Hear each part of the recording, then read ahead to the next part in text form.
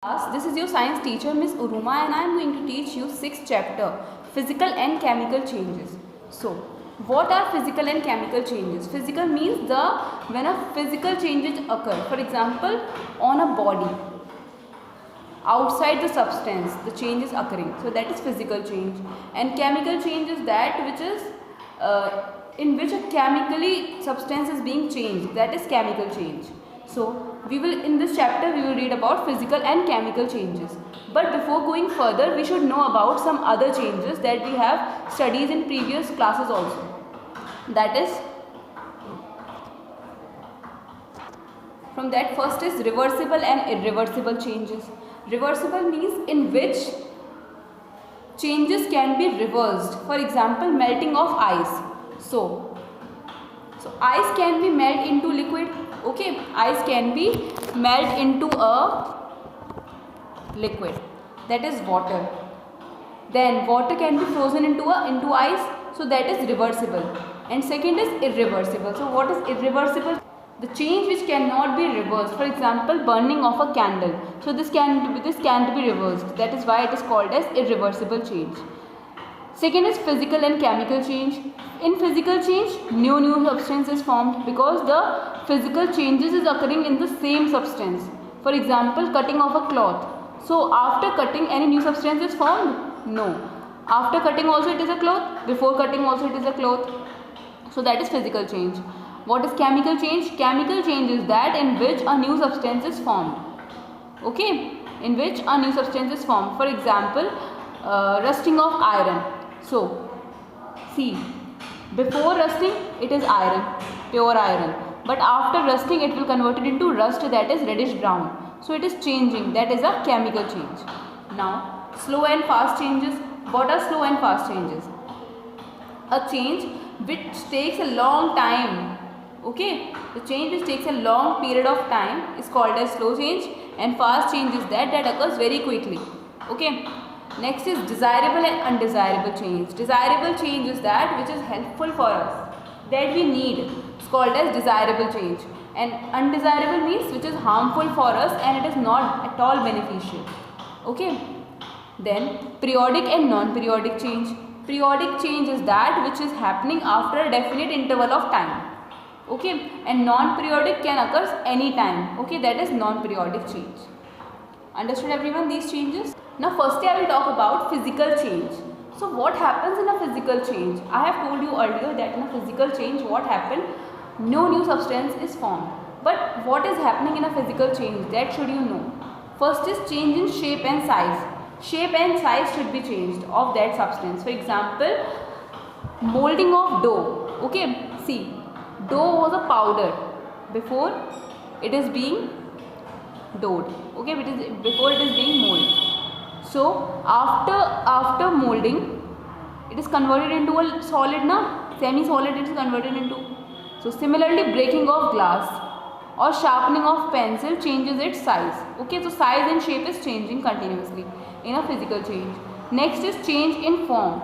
Form is also changed. For example, melting of ice. So ice is melt into water. So what is forming? State is changing now. Firstly, ice is a solid state. It is changing into a liquid state. So state is also changing in this physical change. Change in color. So change in color. If you will heat iron, it will become red hot. So change is happening now. Change in color is happening. So like this, change in shape and size, change in form and change in color happen. Okay. Now next topic is crystallization. So what is crystallization? In this what happened? A pure substance is converted into crystals, okay, from their solutions. See, what happened generally in this, firstly the substance is being pure, okay, all the impurities should be removed from that substance. After that, the filtrate should be boiled, okay. After boiling, we will cool it. After cooling, the crystals will form, okay, like this crystallization process takes place. Next change is chemical change. So what is chemical change? The change which is irreversible is called as chemical change. For example, if you pass electric current from water, okay, so if you will pass electric current from water, that process is called as electrolysis. So in that what is happening? the substance, the particles of water will break down into oxygen and hydrogen gas. Okay, because water is made up of oxygen and hydrogen. Na? The formula of water is H2O, so it is made up of oxygen and hydrogen particles. So when electricity passes through water, then all particles will separate from each other. So that is chemical change. So what is happening in a chemical change? In a chemical change, these 5 things happen. Color will change, smell will change, evolution of gas will take place. Evolution means the gas will release. Formation of a solid will form. Okay. Release of heat or light. Okay, heat or light will be released during a chemical change because the substance is changing chemically. So, so it is obvious that heat or light should be released from that. Now we will talk about useful chemical changes. Useful means which are useful for us. Those are chemical changes, but they are useful for us. So first is photosynthesis. Photosynthesis is a useful chemical change. It is a chemical change which is occurring in leaves for making food for plants. Okay. So if plants will get food, then human beings directly will get food. Indirectly, human beings will also get food. So photosynthesis is a very useful process. It is a useful chemical change. Second is respiration. Respiration takes place inside our body, okay, to provide us from energy. So that is also a chemical change. It is very useful. Then cooking of food. So after cooking, the raw food undergoes changes. Okay, it will be cooked. So change is happening now. So that is also a chemical change. Next, making of curd from milk. Okay, curd is being made from milk now, so curd is also important for us. So that is why it is also useful chemical change.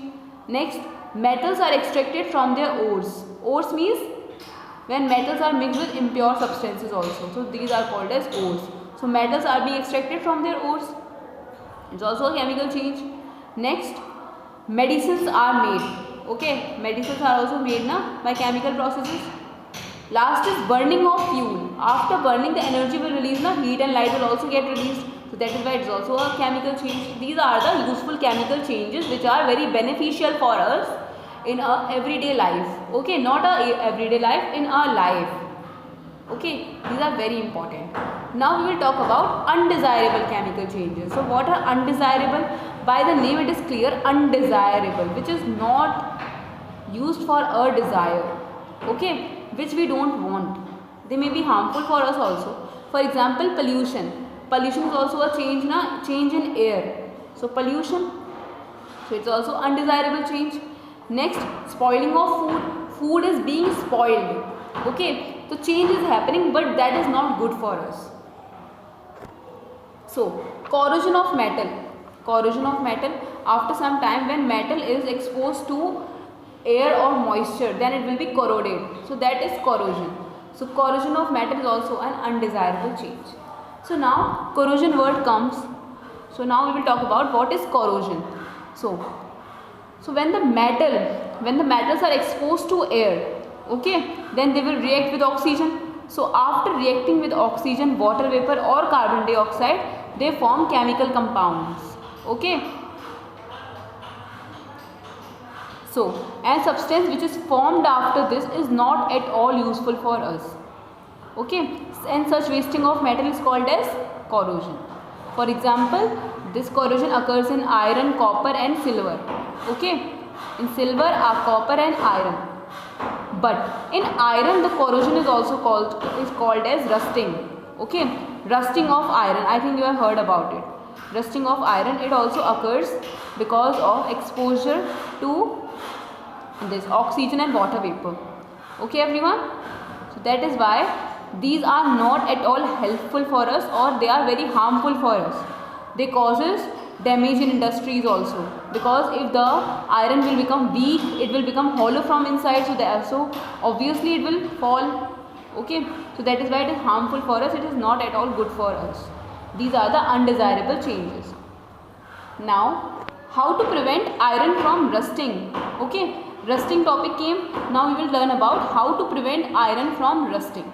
So these are the important terms by which we can prevent our iron to get rust. First is Greasing. What is greasing? You all have heard about grease. Some type of oil it is which is applied on the machine so that it will not be rusted after that. Okay. Second is galvanization. What is galvanization? In this process, iron objects are coated with zinc metal. Okay. Zinc will not get rust so easily, that's why they are coated with zinc metal to prevent rusting. Next is electroplating. What is electroplating? Iron objects are coated with layer of less reactive metal like chromium. Okay. By chromium they used to get electroplated. Okay, by the process of electrolysis. Okay, why they are electroplated? So that they will not get rusted. These are mainly done on bathroom fittings, cutlery, crockery. Okay, in these things it is useful, electroplating. Last is alloying. What is alloying? What is alloy? I think I have told you what is alloy. Alloy is a mixture of two solids. Okay, alloy is a mixture of two solids. In this what happened? Iron is mixed with small amount of other elements like carbon, nickel, chromium. When these are mixed, then alloy is made. Okay. So, and where it is used, for example, for construction purposes. Okay. Steel is used with a mixture of iron with a small amount of carbon. Okay, for construction. Steel, because steel is the most resistant from rusting. Okay, that is why it is also used in our utensils, in our kitchen. It is used steel. Why? Because it is most resistant from rusting. So I think you all have understood this chapter very well. So thank you so much. Have a good day.